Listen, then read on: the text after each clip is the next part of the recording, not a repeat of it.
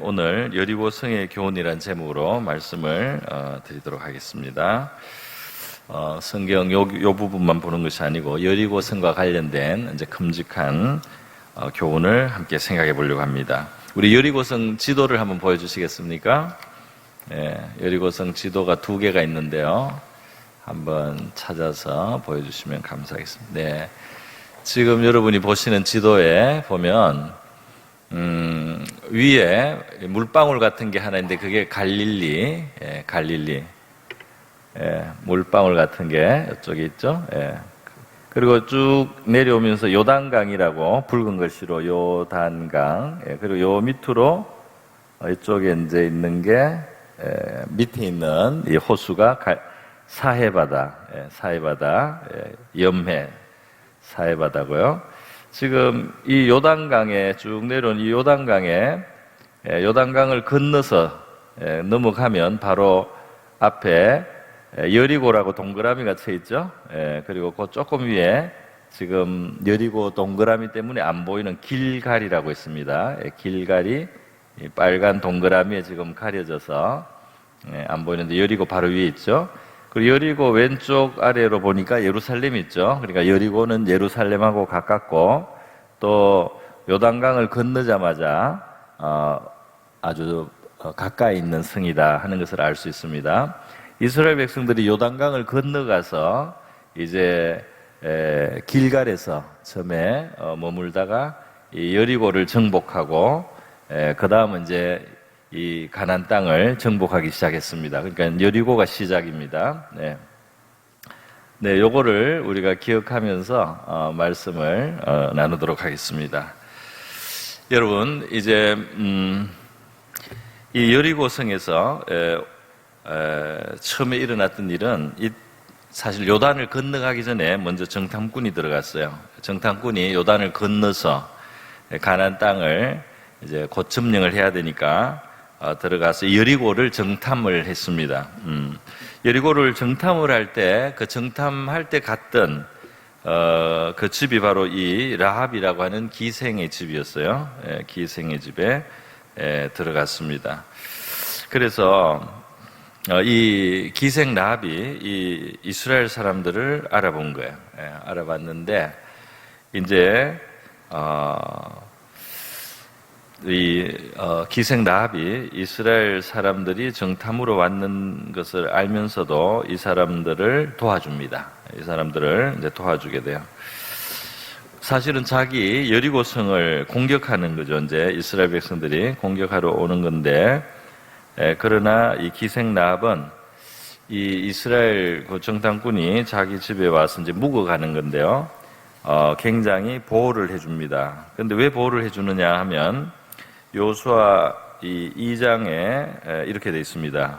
우리 한번 보여주시기 바랍니다. 2장 1절에 눈의 아들 요수아가 이스라엘 지도자죠. 지금 시딤에서 2사람을 정탐꾼으로 보내며 이르되 가서 그 땅과 여리고를 엿보라 하매 그들이 가서 라합이라 하는 기생의 집에 들어가 거기 유숙하더니 또 그들이 눕기 전에 라합이 지붕에 올라가서 그들에게 이르되 말하되 여호와께서 이 땅을 너희에게 주신 줄을 내가 아노라.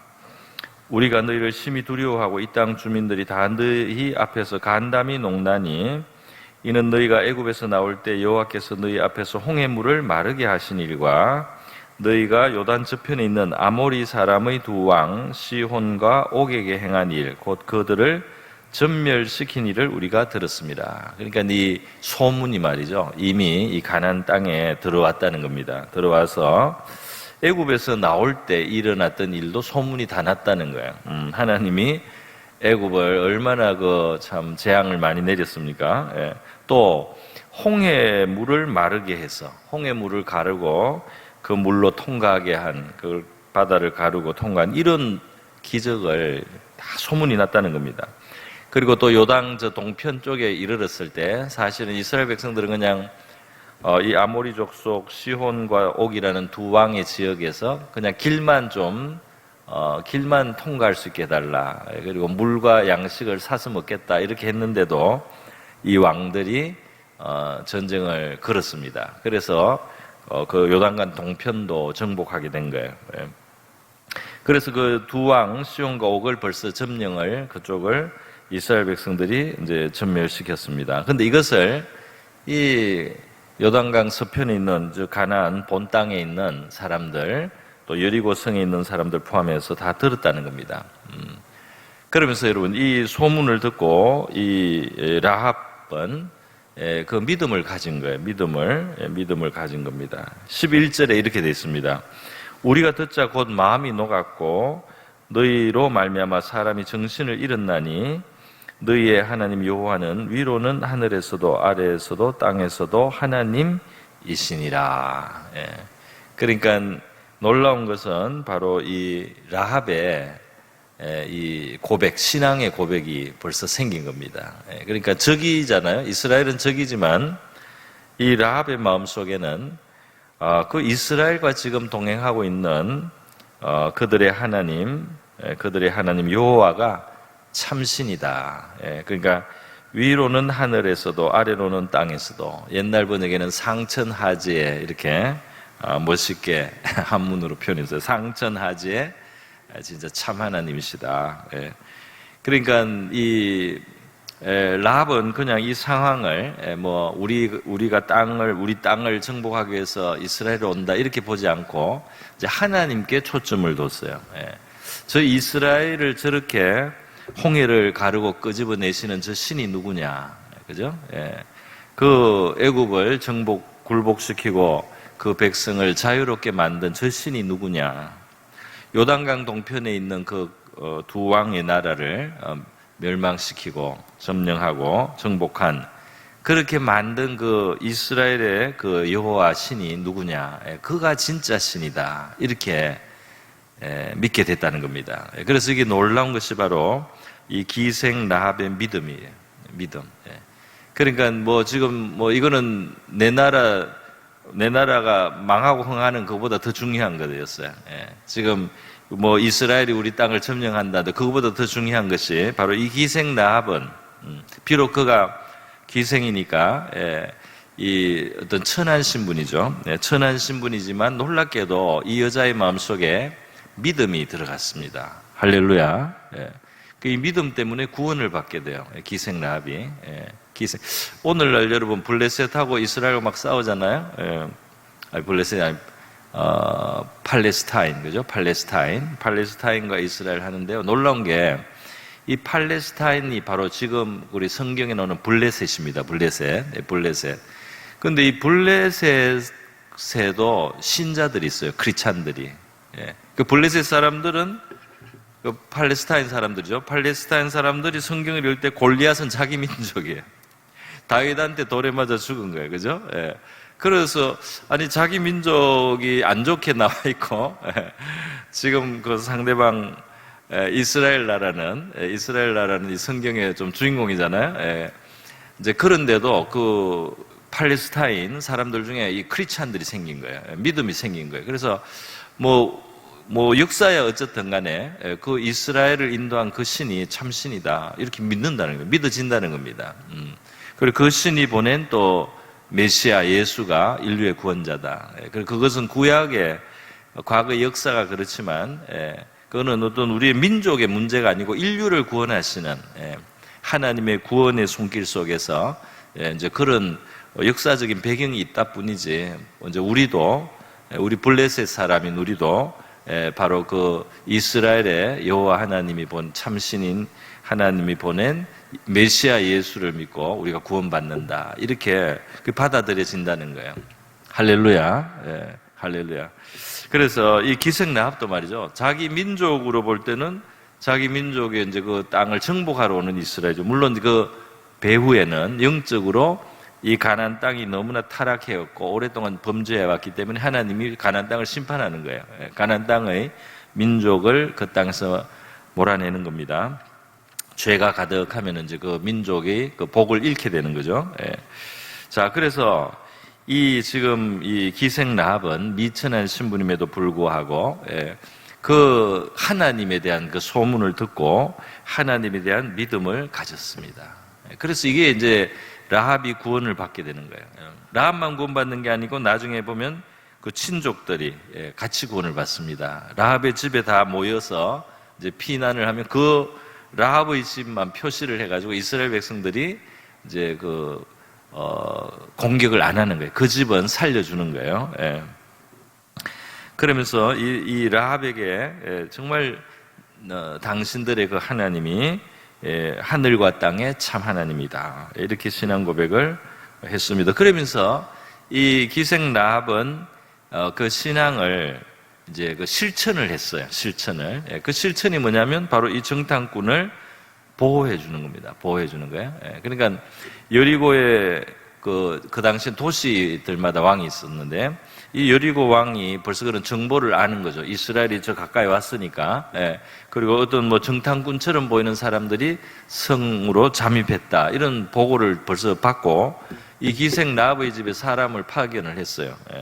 그때 이 라합이 이제 이 사람들을 숨겨줍니다. 이렇게 뭐 우리로 말하면 고추 넣는 거 이런 거 그런 거 같은 걸로 이렇게 우물을 덮고 그 안에다가 이제 숨겨져요. 그래서 이 정탐꾼을 찾으러 온 사람들한테서 보호를 해주고 또 무사히 돌아갈 수 있도록 그렇게 해주면서 이제 그 보장을 받습니다.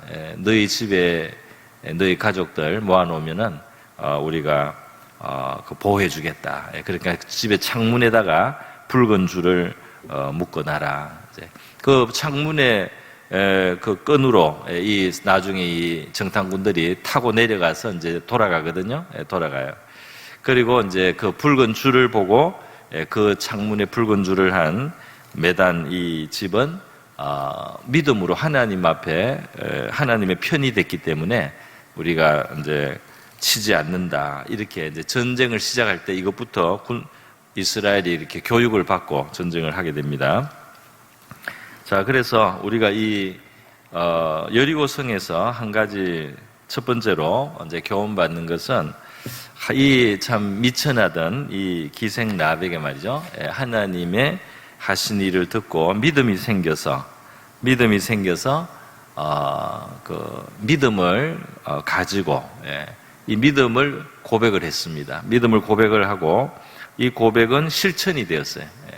그래서 하나님의 편이 정말 된 겁니다. 그래서 하나님의 편, 하나님의 백성으로 이 사람이 들어온 거예요. 하나님의 백성, 하나님의 편으로 들어왔다. 그러니까 여리고, 멸망할 여리고, 하나님 앞에 심판을 당해야 될 그 여리고에서 이 여자는 하나님의 편으로 옮겨왔습니다. 그리고 그것이 이제 실행이 된 거죠. 믿음이 실천이 됐다. 그래서 이 집이, 그와 그의 집이 구원을 받았습니다. 우리가 주 예수를 믿으면 너와 내 집이 구원을 받으리라 하는 그 말씀대로 정말 이 라합은 자신도 구원받고 자기의 가족도 구원하는 이제 이런 결과를 얻게 되었습니다. 여러분, 이 세상은 때때로 지금 이제 여리고라든지 또는 바벨론에 비유돼요. 성경에 보면. 그래서 내 백성아 거기에 멸망할 하나님의 심판을 당해야 될 그 죄의 도성에서 머물러 있지 말고 나와라. 그 하나님이 없이 살아가는 그들, 그리고 하나님의 법을 알지 못하고 죄 가운데 살아가는 그들의 삶 속에 머물러 있지 말고 너희들은 나와라 하고 불러내시는 그러한 부름이 우리 요한계시록 18장에 있습니다. 그러니까 이 세상은 하나님을 등지고 자기의 욕심만 따라서 살다가 멸망으로 갑니다. 그들은 귀신을 섬기기도 하고 더러운 영에 이끌리고 그리고 이 땅의 사치로 취하여 있고 이 세상 것에 다 취했어요. 그런데 하나님이 내 백성아 너희는 거기서 나와서 그 죄에 참여하지 말고 그 받을 재앙들을 받지 말라.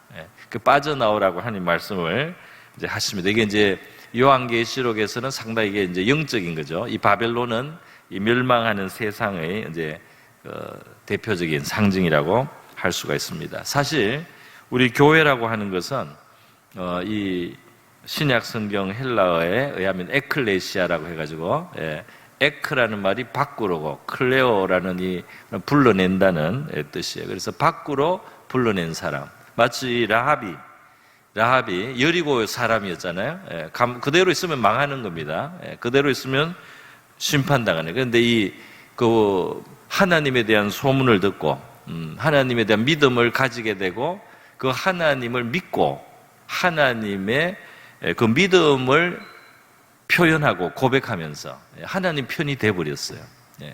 저와 여러분도 하나님을 믿고 하나님의 편이 되기를 바랍니다. 하나님의 편이 돼야죠.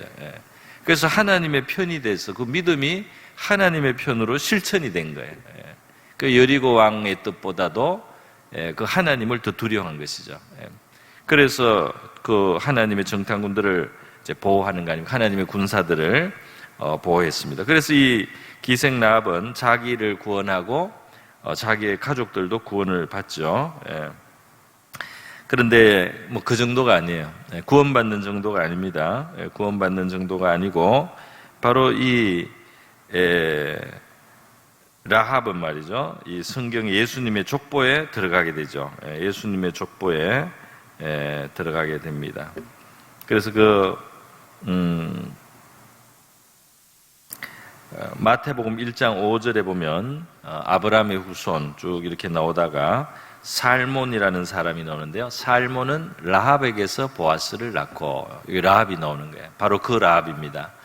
라합에게서 보아스를 낳고, 보아스는 룻이죠. 룻에게서 오벳을 낳고, 오벳은 이새를 낳고, 이새는 다윗 왕을 낳으니라. 그렇게 족보가 이렇게 다윗 왕으로 이제 결국 나옵니다.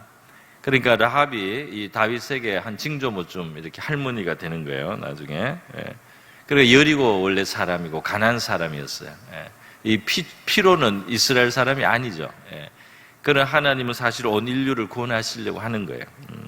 그래서 믿음으로 들어오면 들어오시는 거예요. 신분이 비천해도 상관이 없고 또 심지어 과거가 어때도 상관이 없어요.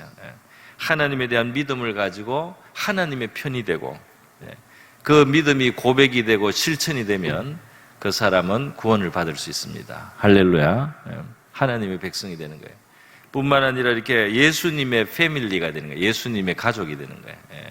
우리도 영적으로 말하면 예수님의 가족이라고 할 수 있습니다. 예수님이 하나님의 뜻대로 행하는 자가 내 어머니, 내 부친, 내 형제, 내 누이가 된다. 이렇게 말씀하지 않았습니까? 이 육신이 중요한 것이 아니고 바로 하나님의 뜻을 행하면, 하나님을 믿고 하나님의 뜻을 행할 때 예수님의 가족이 되는 줄 믿습니다. 그 라합이 그렇게 되었어요. 이것이 여리고가 보여주는 놀라운 구원에 대한 진리입니다. 자, 두 번째로 여리고가 보여주는 진리가 하나 있습니다. 그게 뭡니까? 그 교훈은 뭐냐면 이 여리고를 정복할 때 이제 정복하는 그 방법이죠. 정복하는 방법인데 바로 하나님의 뜻 지시를 따라서 이제 정복하게 되는 겁니다. 여호수아 6장에 보면 하나님이 이제 이스라엘 자손들에게 명령을 내려요. 여리고 성은 굉장히 강한 아주 굳센 성입니다. 그런데 하나님이 여호수아에게 내가 여리고와 그 왕과 용사를 넘겨준다 그러면서요. 이 이스라엘 사람들로 하여금 그 성을 매일 한 번씩 6일 동안 이제 돌으라 이렇게 말씀을 했습니다. 그리고 7일째는 7바퀴를 돌고 나팔을 불고 함성을 질러라 이렇게 했어요. 매일 한 바퀴를 돌 때 이제 조용하라 그랬어요. 아무 말도 하지 말고 조용하고 아무 말도 안 하고 그 성을 돈다는 것은 굉장히 그 쉬운 것이면서도 어려운 일이에요. 그게 이제 굉장히 놀랍습니다. 그게 쉬우면서도 어려워요. 왜냐하면 그 일 자체는 어려운 일이 아니에요. 그러나 그 하나님의 뜻을 따른다는 그 자체가 우리 인간, 각기 제 길로 가고 싶은 우리 인간에게는 어려울 수가 있습니다. 그 말도 안 하고 한 바퀴 돌으라는 게 뭐 어렵겠어요? 그러나 우리 사람은 자기 생각도 있고, 자기 또 고집도 있고, 또 자기 나름의 어떤 견해도 있잖아요.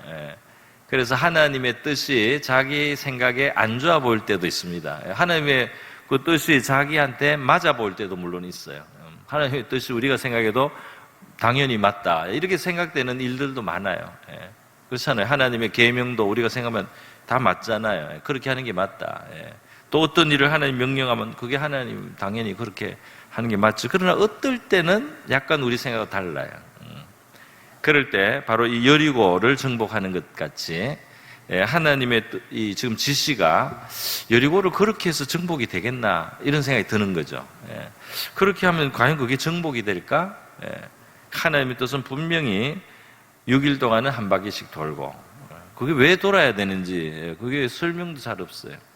그리고 7일째는 7바퀴를 돌고 나팔을 불고 함성을 질러라. 그래서 이스라엘 백성들이 이러한 하나님의 그 명령을 이제 순종을 하죠. 순종을 해요. 그러니까 사실은 이제 이때 벌써 광야 40년의 연단을 받았을 때잖아요. 광야 40년의 연단을 받았어요. 그리고 또 요전에도 하나님 뜻대로 한 것들이 몇 개 있어요. 예를 들면 요단을 건널 때 그 물이 많이 이제 흘러가는데도 제사장들에게 하나님이 법궤를 메고 이제 그 물에 들어서라고 그랬어요.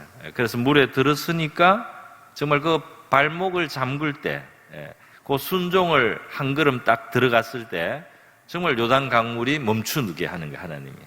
요단 강물이 끊어지게 위에서부터. 그래서 하나님의 말씀대로 했더니 지금 당장 물이 막 흘러내렸는데 하나님이 들어서라고 해서 딱 들어서니까 그때부터 하나님이 이제 그 역사하시는 겁니다. 그러면서 그 요단을 건널 수 있는 그런 하나님의 역사하심을 이제 경험을 했어요. 그런 것들이 조금씩 있는 거예요. 그러니까 이스라엘 백성들이 지금 다행히 여리고를 향해서 하나님이 주시는 그 지시를 그대로 이제 받아서 이제 요런대로 했습니다. 실천을 했어요. 그랬더니 정말 이 성이 이제 무너져 내린 거예요. 성벽이 무너져 내렸습니다. 그래서 여리고를 이제 정복을 한 거죠. 그러니까 하나님이 이 첫성 여리고에서 이스라엘 백성들에게 굉장히 분명하게 해주고 싶은 것이 있었던 거예요. 굉장히 분명하게. 그게 뭐냐면 이 약속의 땅은 너희들의 능력으로 얻는 것이 아니다는 겁니다. 이 약속의 땅은 너희들의 지혜로 얻는 것이 아니라는 거예요. 이 하나님이 주시려고 하는 풍부한 이 약속들은 너희들이 하나님께 순종함으로써 얻어진다는 겁니다. 할렐루야. 너희들이 지혜가 있어서 너희들이 뭔가 이렇게 남다르게 뛰어나기 때문에 가나안 백성보다 너희들이 더 잘 뭔가 이제는 더 이 전투력이 강해져서 그 가나안을 정복하는 것이 아니라 이 가나안을 정복하는 것은 하나님의 힘과 능력으로 돼야 되고 너희들은 항상 하나님의 뜻에 발맞춰야 된다. 그렇게 하면 이 약속, 풍성한 하나님의 약속이 이루어진다는 겁니다. 할렐루야. 그러니까 오늘 우리 그리스도인들이 또 아주 심하게 말하면 우리가 더 뛰어나야만 뭐가 되는 게 아니다 말이야. 우리가 순종을 하면 일이 되는 줄 믿습니다. 우리는 하나님께 순종하려고 하는 그 마음과 자세로 한 걸음 한 걸음 가다 보면 그래서 이 순종이 어떻게 보면 제일 큰 능력이라고 할 수가 있고요. 순종이 열쇠라고도 할 수 있고요. 순종이 바로 승리라고 할 수 있겠습니다. 할렐루야. 여러분 이게 왜 눈앞에 보이는 그 여리고를 강한 견고한 성을 보고도 그 말없이 한 바퀴 도는 거 쉬우면서도 어렵다 이 말이에요. 우리는 사무엘서에서나 역대기서에서 이 다윗 왕의 승리에 대한 본문들이 있어요. 그 다윗이 전쟁을 해서 계속 이길 때 아주 유명한 표현이 하나 있습니다. 어디로 가든지 이기게 하시니라는 표현이 있어요. 그게 사무엘 하 18장쯤 있습니다. 근데 거기 보면 그 다윗이 처음 전쟁을 하는데요. 그 하다데셀 그 왕하고 싸워서 이깁니다. 이겼는데 그 왕이 병거가 많아요. 또 말들이 많아요. 기병이. 그런데 하나님의 도움으로 이겼어요. 근데 딱 이기고 나서 다윗이 여호수아가 했던 그 일을 합니다. 여호수아 때도 그 일이 있었거든요. 뭐냐면 병거와 기병을 많이 가지고 있는 그 적을 이긴 다음에 그 말의 힘줄을 끊어서 말을 안 써버려요.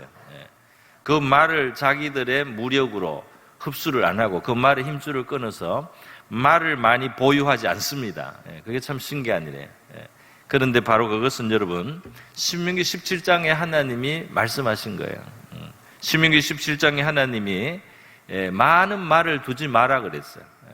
이스라엘이 물론 전쟁을 하겠지만 하나님은 말을 많이 가지고 전쟁을 이기는 것을 원치 않는다는 거예요.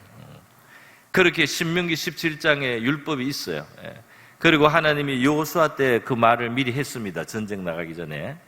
말을 전쟁에 승리하면 말의 힘줄을 끊어버리라 그랬어요. 그런데 여호수아가 그렇게 한 적이 있어요. 그리고 이 가나안을 정복하지 않습니까? 근데 다윗 왕도 또 그래요. 다윗 왕도 왕이 되고 나서 전쟁을 할 때 그 첫 승리에서 물론 그 앞에 블레셋까지 전투도 있었지만 그 다음에 이제 본격적으로 나오는 전쟁의 첫 승리에서요 말을 많이 얻었어요. 그런데 말씀대로 힘줄을 끊습니다. 이게 세상적으로 보면 어리석은 일이에요. 그렇잖아요. 일부러 말을 막 양성도 하는데 그 이겨서 얻은 말을 좀 써먹고 많이 그걸 활용하면 좋은데 꼭 필요한 병거를 위한 꼭 필요한 거 뭐 100마리 또는 뭐 100개 그것만 남기고 이제 나머지는 다 없앴다 그렇게 돼 있어요. 그렇게 해서 다윗이 말이죠. 하나님의 말씀에 순종을 해서 이 병거와 마병을 의지하지 않고 하나님의 말씀을 순종하는 것을 우선했습니다. 그리고 나서 어디로 가든지 이기게 하시니라 그 말씀이 있어요. 할렐루야. 동쪽으로 가도 서쪽으로 가도 북쪽으로 가도 남쪽으로 가도. 그래서 이 다윗의 시대에 하나님의 큰 약속이 이루어졌어요. 그 하나님이 옛날부터 약속했던 것이 정복이 되고 그렇게 되는 복속이 되는 이제 그런 결과가 나옵니다. 그래서 이 여리고에서 이 순종의 바로 승리다. 승리의 비결은 순종이다. 그 교훈이 있습니다. 할렐루야. 그러니까 제가 바로 이 여리고의 그 지금 교훈을 말씀드려요. 비천한 자라도 믿음을 가지고 믿음을 실천할 때 구원을 받고 하나님의 백성이 되고 메시아의 가족이 된다. 할렐루야. 그리고 하나님의 뜻이 때로 우리의 생각하고 좀 달라도 하나님의 뜻에 순종할 때 승리가 온다. 우리의 승리는 우리의 힘으로 얻는 것이 아니고 순종할 때 하나님이 이루어 주시는 것이다. 이것이에요. 그리스도 안에 있는 이 가나안의 정복은 예수 안에 있는 풍성한 삶을 상징하는 겁니다. 건적과 꿀이 흐르는 땅이라는 것은 바로 상징적으로 말하면 그리스도 안에 있는 풍성한 생명의 삶을 말하는 거예요. 풍성한 생명의 삶의 비결은 하나님의 뜻에 순종하는 겁니다. 할렐루야. 그래서 정말 용서도 하고, 용서하라고 하니까 용서도 하고, 하나님의 그 믿으라고 하는 것을 믿고, 조심하라고 하는 걸 조심하고, 또 하나님이 특별히 나에게 지시하는 게 있을 수 있어요. 나에게 특별히 지시하는 게 있으면 그 지시하는 것을 받들고 이렇게 나갈 때 저와 여러분의 생명을 하나님이 풍성하게 하여 주실 줄 믿습니다. 구원의 풍성함이 우리에게 있게 될 것이다. 자, 마지막으로 오늘 이 여리고의 교훈이 또 하나 있어요. 그게 이제 오늘 우리가 처음에 읽은 그 본문입니다. 6장에 보면 이 성을 정복하고 난 다음 여호수아가 맹세를 했어요. 이 맹세는 마음대로 한 게 아니고 성령의 감동으로 한 거죠. 성령으로 감동한데 뭐냐면 이 여리고 성을 누구든지 건축을 하면 저주받을 것이다. 기초를 쌓을 때 맏아들을 잃을 것이고 문을 세울 때 막내 아들을 잃을 것이다. 이렇게 선언을 했습니다. 그러니까 하나님은 이 여리고 성이 무너진 채로 그냥 있게 하신 거예요. 아까 전에 지도를 보여드렸죠? 지도를 다시 한번 보여주십시오. 그 지도에 보면 여리고 성이 족이 있는데 바로 옆에 예루살렘이 있다는 걸 알 수 있죠? 예루살렘하고 가까워요. 다시 말해서 이스라엘 백성들은 1년에 3번 예루살렘에 나중에 나오게 하나님이 그렇게 했습니다. 율법으로. 그러니까 이 예루살렘을 오고 갈 때 이 여리고를 지나치거나 볼 가능성이 굉장히 많아요. 그러면 이 여리고를 항상 1년에도 한두 번 이상 본다 이 말이에요. 그 무너진 성벽을 본다 이 말입니다. 그 무너진 성벽을 보면 무슨 생각이 나겠습니까? 또 자녀들을 데리고 가면서 여리고 성 무너진 걸 보면 자녀들이 묻겠죠. 저 왜 저런가? 왜 저 성은 무너진 채로 저렇게 있는가? 이렇게 묻게. 그러면 이제 설명이 나가야 되는 겁니다. 그럼 설명이 다 나가요. 여리고 성이 언제 어떻게 무너졌는지, 어떻게 해서 이 가나안을 얻게 하는 첫 성 저 여리고를 하나님이 어떤 방법으로 우리가 무너뜨리고 얻게 하셨는지 이제 설명을 다 하는 이런 그 상황이 되는 겁니다. 그러니까 무슨 말이면 하나님은 이 여리고의 그 교훈이 영원히 이스라엘 속에 남아있기를 원하신 거예요. 할렐루야. 이 여리고가 이런 식으로 무너졌다는 사실을 그 백성들은 항상 기억을 해야 된다 이 말입니다. 그들 자신의 힘과 능력이 아니라 하나님의 지시를 따를 때, 하나님 앞에 순종할 때, 때로는 약간 자기들 계산하고 안 맞아 보일 때도 그때도 하나님의 지시, 왜 한 바퀴를 그냥 돌아야 되는지, 그걸 왜 6일을 돌아야 되는지 설명이 좀 안 되잖아요. 그리고 또 왜 마지막 날은 7바퀴를 돌아야 되는지. 그리고 그 소리를 지른다고 뭐가 일어나나? 그러나 그렇게 하라고 하는 대로 하니까 무너졌더라 이 말입니다. 할렐루야. 그래서 그 여리고의 무너진 모습 자체가 하나님의 이 실물 교육이에요. 실물 교육. 저 예루살렘을 지나가는 사람들이 여리고를 지나갈 때마다 우리의 능력은 저 두꺼운 성벽도 무너뜨리게 하는 건 하나님의 능력은 우리가 하나님의 뜻을 따르고 하나님의 지시를 우리가 순종하면 저 무거운 두꺼운 벽도, 저 두꺼운 이 문제도, 더 두꺼운 저 대적도 다 무너뜨리게 할 수 있는 하나님의 능력이 우리에게 승리를 가져온다. 그러니까 우리는 하나님의 뜻을 따르는 것이 바로 우리의 승리가 된다는 사실을 기억하자. 이스라엘 백성들에게 계속 하나님은 기억되기를 원하신 거예요. 그래서 저 성을 아무도 재건을 안 했는데요. 나중에 나라가 남북 이스라엘로 각각 갈라졌어요. 북이스라엘, 남유다로 갈라지고 이 북이스라엘에 하나님을 무시하는 악한 왕들이 많이 이제 재위를 했는데 그 중에서도 유명한 사람이 아합 왕이죠. 아합이 22년 동안 이스라엘을 다스릴 동안에 어떤 다른 왕보다도 더 악했다고 그랬습니다. 하나님 앞에서 열왕기상 16장 29절 이하에 나와요. 그래서 바알을 섬겼습니다. 바알을 섬기고 시돈 왕 엣바알의 딸 이세벨을 아내로 삼아서 바알을 섬기고 예배했다 그랬어요. 사마리아에 바알의 신전을 쌓고요, 제단을 쌓았습니다. 또 아세라상을 쌓았고 이스라엘의 모든 왕보다 심히 이스라엘 하나님 여호와를 노하시게 했는 바로 이 사람의 시대에 하나님의 교훈이 다 잊혀지고 하나님이 무시되었을 때 이 여호수아를 통해서 하신 그 경고를 어기고 베델 사람 히엘이 여리고를 건축하게 된다 이 말이에요. 그러니까 이제 하나님에 대해서 두려움이 없어진 거예요. 완전히 하나님에 대한 두려움이 완전히 없어지니까 여호수아를 통해서 사실 하나님이 예언한 거나 마찬가지인데요. 그 말씀을 어기고 그 틀을 쌓게 되는 겁니다. 그 여리고를 왜 이렇게 내비두냐? 이 아까운 틀을 여기에 샘도 좋은 게 있고 이 주변에 농사도 아주 대추나무도 아주 잘 되는 곳인데 이 왜 이렇게 무너진 대로 여기에 세워서 우리가 이걸 써먹자 이렇게 해서 그 틀을 쌓는 일을 아마 감독 히엘이 이제 맡아서 한 것 같아요. 그런데 그 틀을 쌓을 때 맏아들 아비람이 죽었습니다.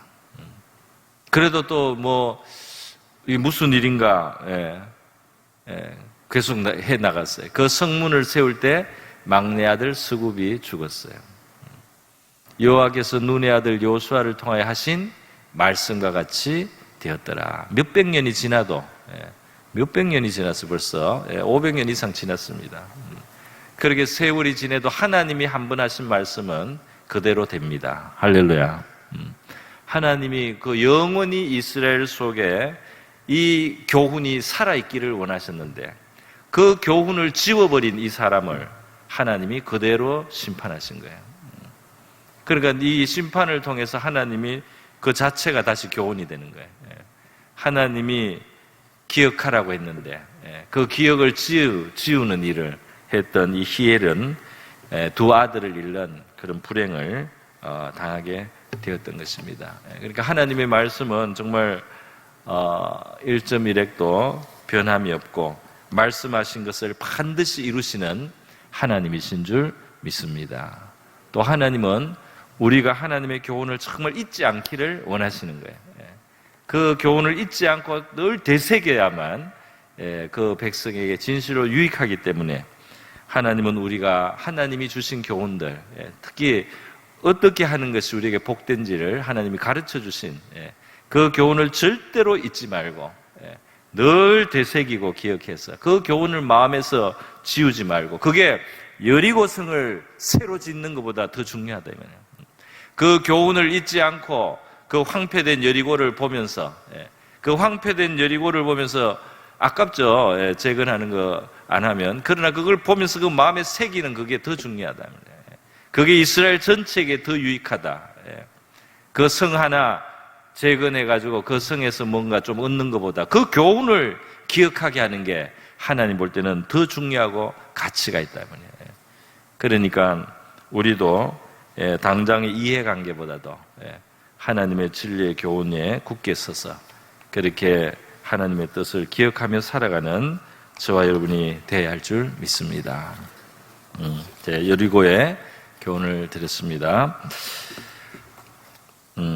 우리가 비천한 자라고 할지라도 믿음을 가지고 믿음을 실천할 때 우리에게 구원이 있게 될 것이고, 우리와 우리 가족이 구원을 받으며 그리고 우리 하나님의 백성 그리스도의 가족이 된다는 것, 그리고 우리의 승리는 우리의 힘과 지혜와 능력이 아니라 하나님의 능력에 있으므로 하나님께 순종할 때 우리가 승리를 얻게 되고 풍성한 삶을 얻는다는 것, 그리고 하나님의 우리에게 기억하기를 원하시는 그 교훈을 우리가 절대로 지우지 않고 되새기고 반드시 하나님의 말씀대로 된다는 사실을 기억하고 교훈을 기억하는 우리가 될 수 있기를 바랍니다.